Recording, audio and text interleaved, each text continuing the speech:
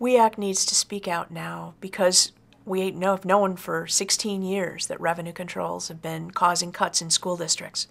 With the recent economic downturn and the difficulties in the state budget, we were concerned about what would happen to schools. Recently, Governor Doyle has announced that state revenues are down yet again, and the Joint Finance Committee and the legislature are going to need to find additional money in the state budget in order to balance things out. As school districts are looking for what their next year is going to be, how they address those concerns at the state level affect what's going to happen in school districts across the state of Wisconsin.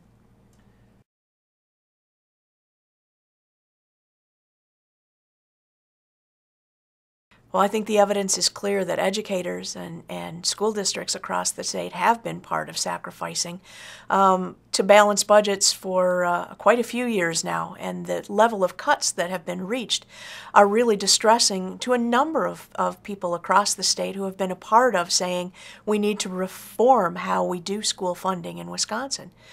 Further cuts at this point inside the traditional system that we have just increases a problem that we've already identified and really risks a tradition of quality schools across the state. Educators and districts have done a number of things in response to that. What we've found is that a lot of people are taking on additional classes, that they are working in ways that have really crossed some of the traditional boundaries in order to cooperate, collaborate, to share services.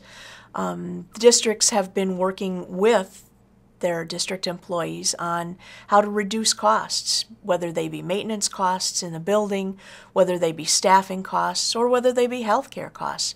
A number of changes to district programs in terms of maintenance and in terms of existing programs like healthcare have been accomplished over the last few years in order to address continuing concerns about the lack of funding for public schools. Wisconsin's educators have been part of the pain, shall we say, in revenue controls since 1993. We know that in district after district, the number of layoffs, both for teaching staff and for our education support professionals, has been increasing. Just this spring, as we looked at layoffs in district after district, my own district of Wisconsin Rapids alone reduced 18 full-time staff positions and 10 ESP positions. Those are educators who won't be in classrooms to work with students, who won't be delivering quality programs that were considered essential parts of what we delivered in our school district. And we're certainly not alone. That's happened every time you read the paper, it seems. You find more districts who are looking to balance their budgets by cutting education positions. So in terms of sharing the pain, we've already been there. We understand layoffs and furloughs are a part of the conversation, but they certainly haven't been an answer. It hasn't solved the problem in public schools. The pain continues.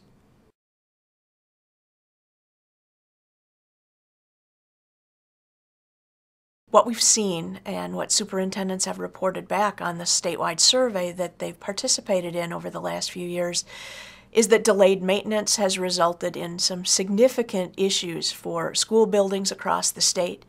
They've not allowed school districts to respond to the technological changes that our students really need in order to be prepared for the new economy.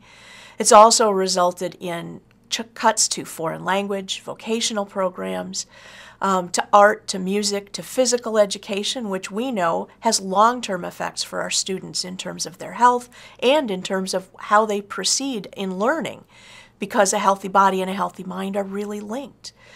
So long-term effects of these cuts really are to impact the quality of the life that our students have as they come forward as Wisconsin citizens.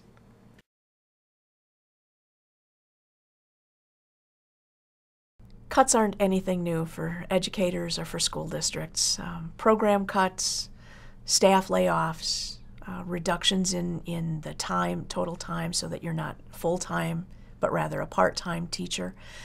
Those are things that are all too common across districts in the state of Wisconsin. In order to meet the needs of programs and to address the shrinking size of school budgets under revenue caps, districts have been forced to do all kinds of program cuts that we're all too accustomed to. Resources are down, class sizes are up, People are really looking in every way they can on how to keep providing a program, but eventually you run out of places to cut and quality suffers. In order to contain healthcare costs and maintain quality programs, educators across the state of Wisconsin have looked at prescription drug benefits and gone to 3-tier drug cards in order to help with costs. They've looked at different provider systems in order to get more cost-effective plans and reduce the cost of those healthcare benefits. Because overall, they've bargained for total packages, and those total packages included the cost of their healthcare. Over the last few years, we've seen significant reductions in the average teacher salary across the state of Wisconsin. In the kind of environment that we've been in with revenue controls pinching on school districts, what we found is that in addition to layoffs, teacher salaries have stagnated and in fact have dropped in the national average several points, where we are now below the national average in teacher salaries.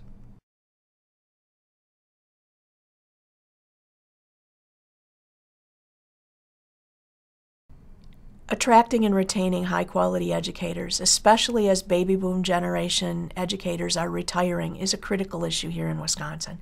Our starting salaries for teachers have dropped below all the surrounding states, even Iowa. And it doesn't mean that it's not a wonderful place to work. So we tell them about the quality schools and the good families that we work with, the community support that we enjoy. But it is of concern because we know that the cost of a college education has not gone down and that many of our new educators come with college debts that must be paid. We have to address salaries and benefits across the state of Wisconsin so that we can retain high-quality educators to be the next generation of committed professionals working with our students, preparing Wisconsin's future. WEAC members are over 98,000 strong. We're in every community across the state of Wisconsin. We're teachers, education support staff like school secretaries, bus drivers, library media specialists like myself. We are curriculum consultants and people who work for the State Department of Public Instruction, people who work in regional service agencies, and people who offer education services to students in a variety of places. We're parents, we're community members, we serve on school boards, and we serve on town councils. We really are part of the fabric of the state of Wisconsin, and we're proud to be here and proud of the contribution that we make with our work.